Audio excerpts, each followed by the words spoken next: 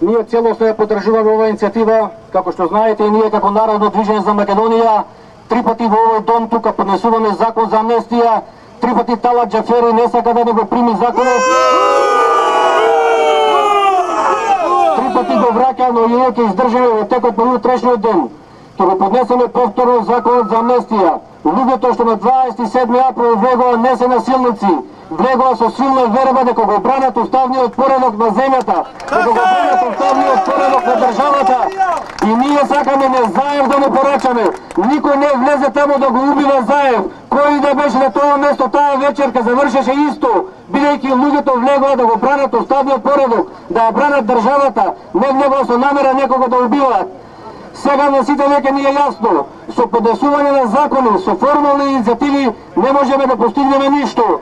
Ова не може да го брани ниту пратениците, ниту владата, ниту председателот. Со ова може да го одбрани сега само народот.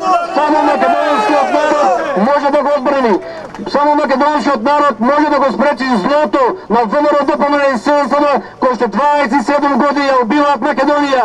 Го убиваат македонскиот народ. Ова зло само може да го спречи народот. Да се вратиме на старата демократија. Да одлучиме сега тука во стилот на старата демократија. Дали сме за да браниме Македонија?